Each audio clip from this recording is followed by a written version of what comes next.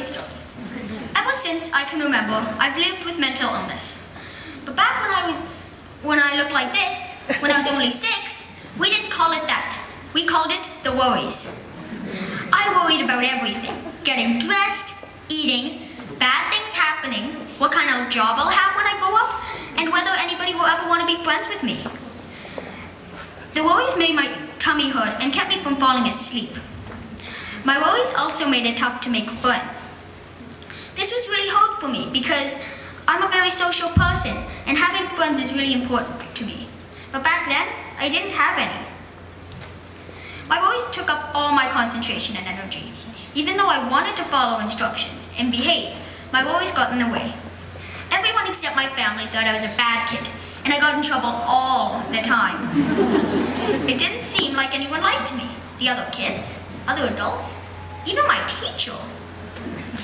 My twin brother got invited to birthday parties without me, and I felt like people tried to avoid me. It made me feel extremely hurt.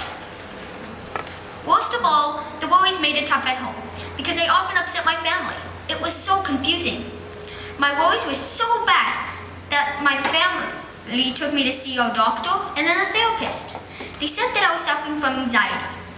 Anxiety makes you worry all the time about absolutely everything. Anxiety really gets in the way of your life. I went to see a therapist and learned a lot of helpful things, but the worries didn't stop. I tried so hard, but no matter what I did or how hard I tried, nothing worked. By grade 3, I was in a terrible state. I was tired, I was lonely, and confused. I cried all the time. I just couldn't take it anymore. I finally gave up.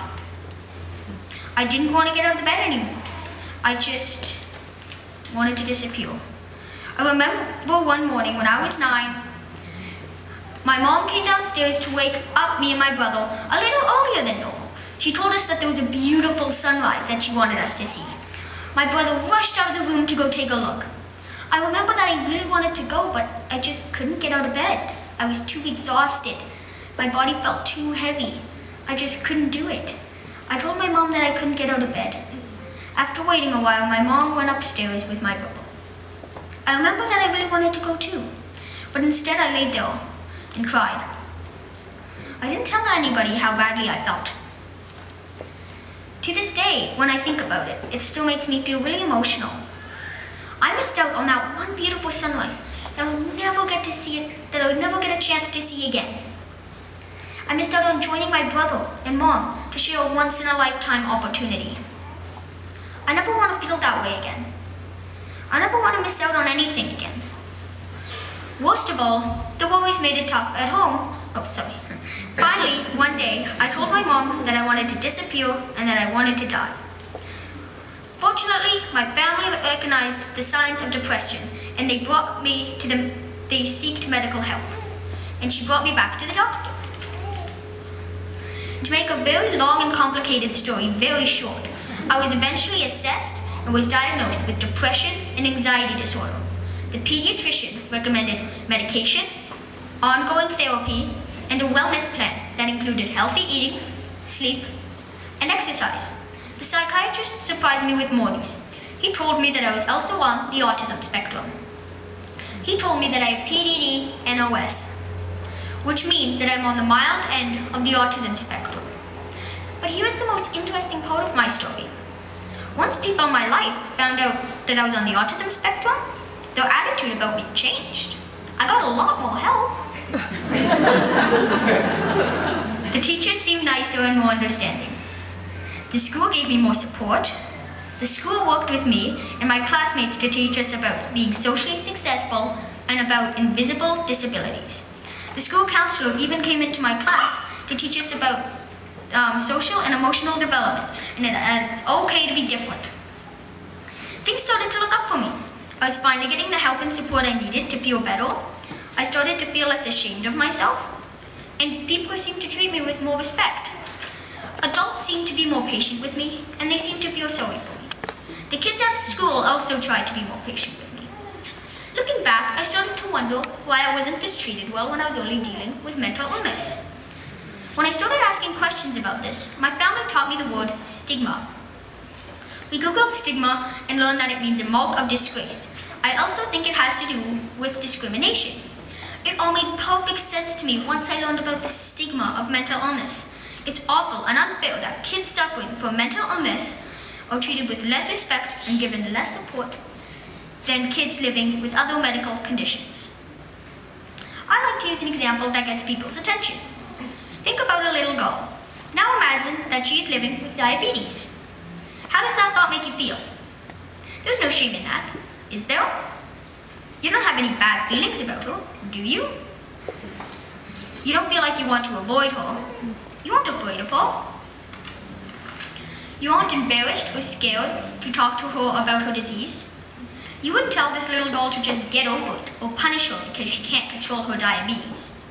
This little girl's parents wouldn't try to hide her condition and keep her from seeing a doctor because her parents were embarrassed to seek help. No parent would think that diabetes reflects poorly on their family. Kids wouldn't stop playing with the girl just because she has diabetes. All those things would be ridiculous, right?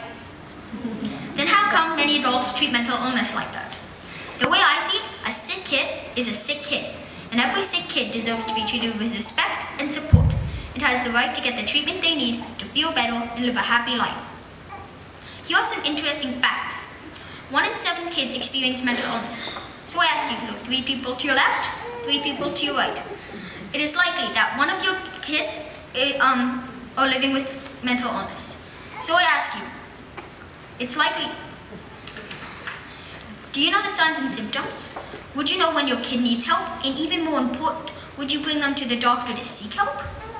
I hear a lot of adults worried about drugs and alcohol, but did you know that suicide is the 2nd biggest killer of our youth in Canada, only 2nd to accidents? Canada has the 3rd highest suicide rate in the industrialized world. I wish parents would wake up and start paying as much attention to their kids' mental health. It is strange that parents are so worried about their kids eating right and proper exercise, but they don't think much about their kids' mental health. One of the worst statistics is that only 1 in 5 kids who suffer from mental illness get the help they need. Why? Maybe their parents, teachers, and coaches don't know the signs of mental illness. Maybe their parents are afraid to get them help because they're worried what their friends and family might say. Maybe their parents are worried that their child will be labeled and then teased or bullied. The reason I'm here tonight is to tell you that it's your job to get over these fears. It's your job to get your kid help when they need it. You might need to start by learning more about the signs and symptoms of mental illness. Then you'll need to start talking to your kid about their mental health. And if need be, you'll make sure that your kid gets the help they need when they need it to maintain their mental health. Take it from me. The best thing that happened to me is when I received my diagnosis and I finally understood what I was up against. Finally, I have a plan to help me feel better, and it worked. I'm a lot happier at home. I'm happier at school. I have great friends who like me for who I am. I'm sleeping better and have a way better relationship with my brother and my family. I'm thankful I got the help I need.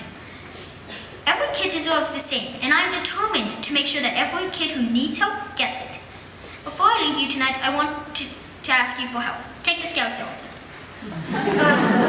I want you to help me end stigma. I want you to learn more about the signs and symptoms of mental illness. I want you to promise me that if you know a kid who needs help, that you will make sure that they get the help they need. I want you to promise me that you'll spread the word and let other adults know that mental illness should be treated like any other medical condition. If you follow these steps, you can not only help be better parents, but help create a healthier community and a better world. Thanks for listening. I hope you had as much fun as I did tonight.